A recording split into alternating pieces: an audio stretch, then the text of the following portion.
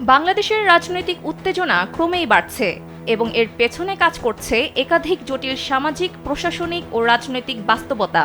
এদিকে নোবেল বিজয়ী অর্থনীতিবিদ ডক্টর মোহাম্মদ ইউনূসের নেতৃত্বাধীন অন্তর্বর্তী সরকার এক ক্রান্তিকাল অতিক্রম করছে, যেখানে ভবিষ্যৎ রাজনীতির রূপরেখা প্রশ্নবিদ্ধ হয়ে পড়েছে। জনমনে বাড়ছে অস্থিরতা, রাজনৈতিক দলগুলোর মধ্যে বিভক্তি আরও গভীর হচ্ছে, আর একটি বিশ্বাসযোগ্য নির্বাচনের অভাবে আগামী দিনের নেতৃত্ব নিয়ে তৈরি হচ্ছে বিভিন্ন ধরনের শঙ্কা। সরকার এখনও পর্যন্ত জাতীয় নির্বাচনের নির্দিষ্ট সময় ঘোষণা করেনি, যদিও প্রধান উপদেষ্টা ডক্টর ইউনূস পূর্বে বলেছিলেন ডিসেম্বর ২০২৫ থেকে জুন ২০২৬-এর মধ্যে নির্বাচন অনুষ্ঠিত হবে।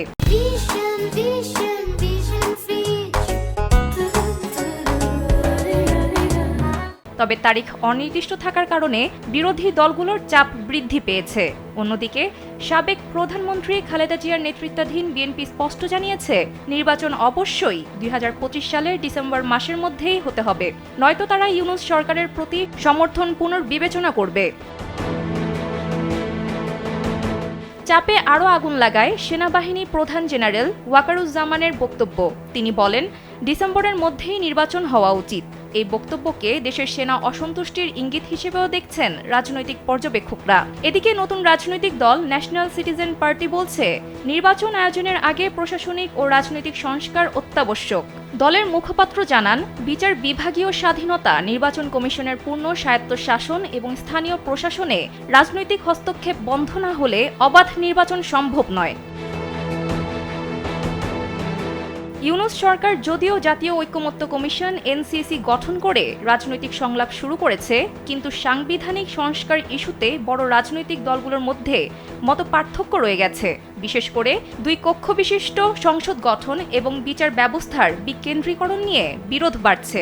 জুনের শুরুতে দ্বিতীয় দফার সংলাপ শুরু হতে যাচ্ছে, তবে আলোচনায় কতটা অগ্রগতি হবে তা নিয়ে রয়েছে সংশয়। শুধু এখানেই থেমে নেই রাজনৈতিক অস্থিরতার পাশাপাশি দেশের আইনশৃঙ্খলাও চাপে রয়েছে। সাম্প্রতিক সপ্তাহগুলোতে রাজধানী সহ বিভিন্ন শহরে সরকারি কর্মচারী, শিক্ষক ও রাজনৈতিক কর্মীদের বিক্ষোভে শহর জুড়ে যানজট, বিশৃঙ্খলা এবং জনদুর্ভোগ সৃষ্টি হয়েছে। এদিকে সরকারি চাকরিজীবীরা দীর্ঘদিন ধরে দাবি জানিয়ে আসছেন, চাকরির শর্তাবলী ও বেতন কাঠামোতে বৈষম্য দূর করার। বেতন বৈষম্য ও নিয়োগ প্রক্রিয়ার সংস্কারের দাবিতে রাজপথে নেমেছেন শিক্ষকরাও। এসব দাবির মোকাবিলায় এখন চাপে পড়েছে সরকার। এদিকে আওয়ামী লীগ নেত্রী শেখ হাসিনার ছেলে সজীব ওয়াজেদ জয় সামাজিক মাধ্যমে এক পোস্টে বলেন, ডক্টর ইউনূস প্রতিশোধের রাজনীতি করছেন। আওয়ামী লীগের ওপর নিষেধাজ্ঞা দেশের গণতান্ত্রিক ভিত্তিকে ধ্বংস করবে।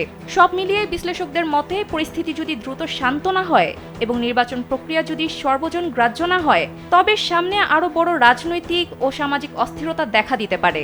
এমন তথ্য তুলে ধরে একটি প্রতিবেদন প্রকাশ করেছে রয়টার্স। সানজিদা ইসলাম, কালবেলা।